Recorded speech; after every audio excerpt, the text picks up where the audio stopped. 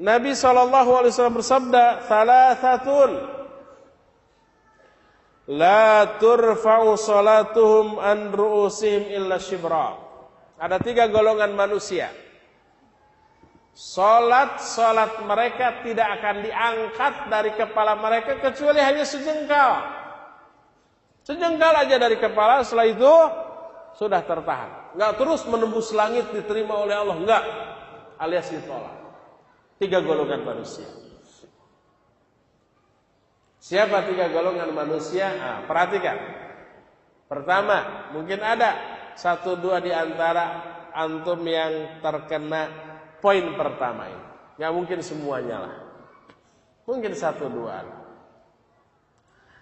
Pertama adalah rajulun amma qauman wa hum lahu karihun. Seseorang laki-laki, ini laki-laki, nggak boleh wanita, yang memimpin mengimami satu kaum padahal kaum itu membenci sang imam.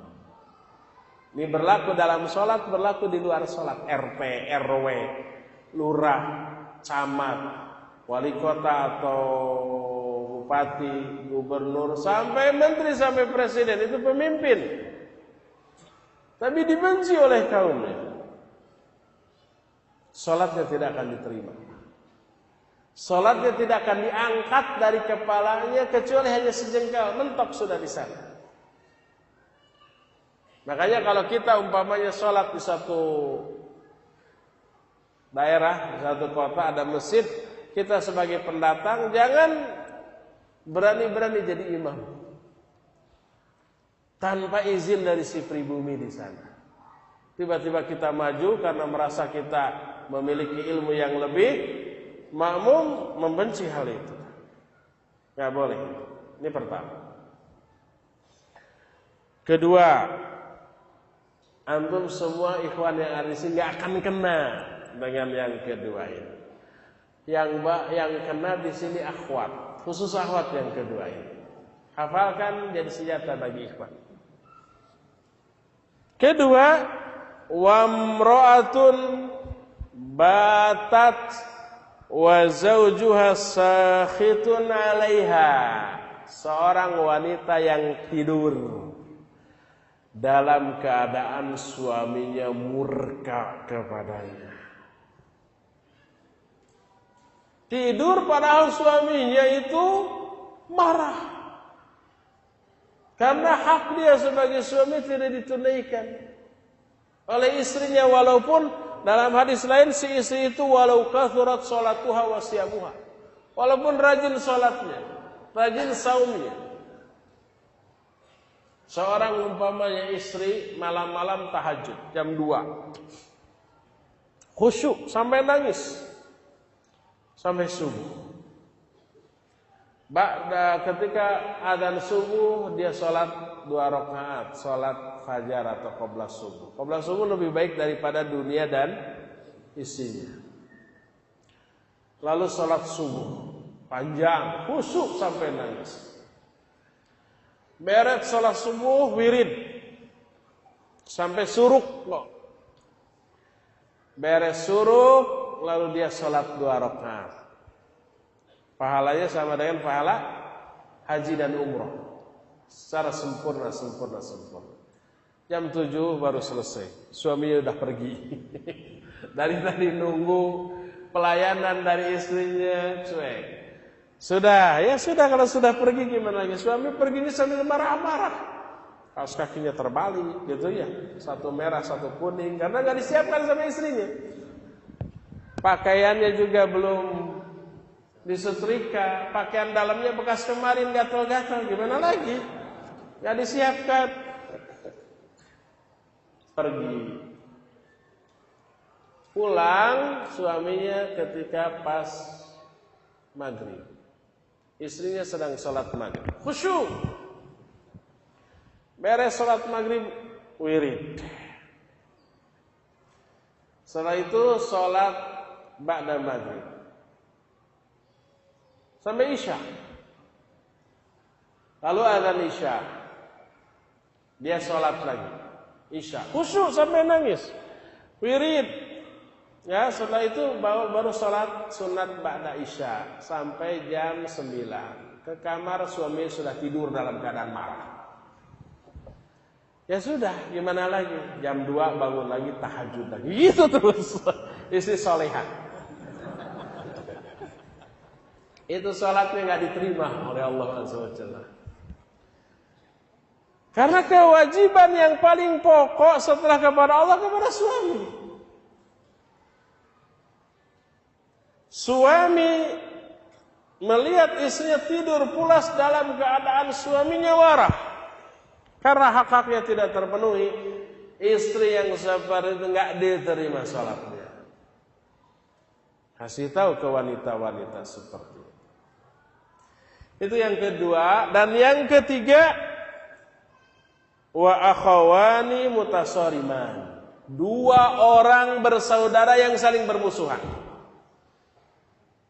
Itulah tiga golongan manusia yang sholat mereka tidak akan diterima oleh Allah Azza wa Jalla. Ini kerugian akibat saling bermusuhan. Orang yang sengaja meninggalkan sholat, hukumnya dosa besar. Awas, hati-hati, lihat baik-baik. Orang yang meremehkan sholat saja disebut munafik oleh Quran, tempatnya neraka jahanam. Apalagi yang sengaja meninggalkan sholat. Coba lihat, orang munafik disebutkan di Quran, surah ke-3.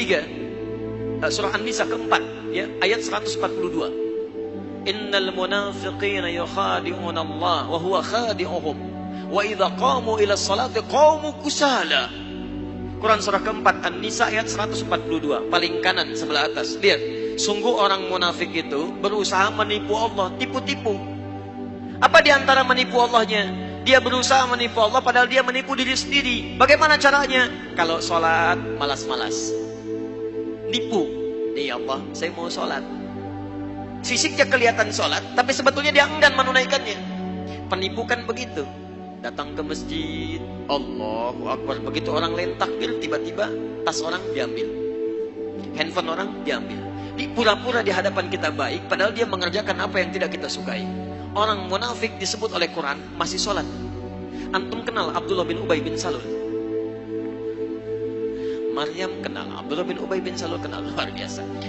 Abdullah bin Ubay bin Salul itu Rasul Munafiqin fil Madinah, tokoh munafik di Madinah. Itu kalau sholat tepat di belakang Nabi, Pak. Nabi sholat di sini misal, dia sholat di sini. Tapi begitu selesai sholat, Nabi keluar dari masjid, dia mulai provokasi teman-temannya. Tuh Muhammad SAW cuman cari muka saja di hadapan kita, cuman cari pengaruh. Gara-gara dia kita terpecah belah. Dia sholat di belakang Nabi, masih sholat, tapi sholat tidak disebut bermasalah oleh Al-Quran.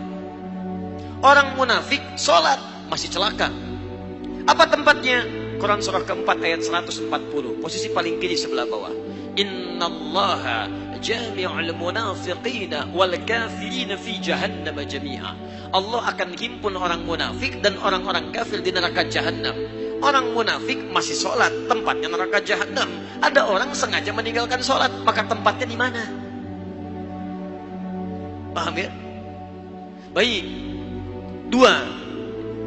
Ini bukan munafik nih. Munafik tidak, cuman lalai dalam sholat. Lalai dalam sholat. Ria. Fawailul lil musallin. Celaka orang sholat. Orang sholat masih celaka, apalagi yang tidak sholat. Lihat baik-baik. Tadi munafik, sekarang dia nggak munafik, cuman disebut celaka. Fawailul lil musallin. Celaka orang sholat. Yang sholat masih mungkin celaka, apalagi yang tidak sholat. Tapi siapa yang celaka ini? Bukan semua orang sholat. Alladzina hum an sholatihim sahun. Yang lalai dalam sholatnya. Siapa orang lalai ini? Maaf, alladzina hum yura'un. Orang yang ria. Ria. Kemarin belum punya motor, ke masjidnya biasa-biasa. Begitu punya motor, padahal ini Masjid At-Taqwa, ini rumah dia. Muter dulu ke komplek lain. Ayo Pak ke masjid, kapan lagi ke masjid? Padahal ini motor saya. Ria. Jadi imam, begitu imam sholatnya misalnya maaf, maghrib bagus suaranya, dipuji oleh orang lain, Masya Allah Ustaz suaranya bagus, menyentuh hati saya. Begitu sholat isya dibuat-buat, Alhamdulillahi Rabbil Alamin, Masya Allah. Tadinya nggak begitu, begitu dapat pujian jadi berubah, dosa, celaka. Anda bisa bayangkan, jadi imam masih celaka. Anda kadang-kadang jadi makmum aja kadang-kadang. Dan ini mau meninggalkan sholat, Anda ada di mana? Paham ya? Jadi ingat baik-baik, kalau kita bisa bandingkan dengan baik, itu bisa motivasi kita dalam kebaikan insya Allah.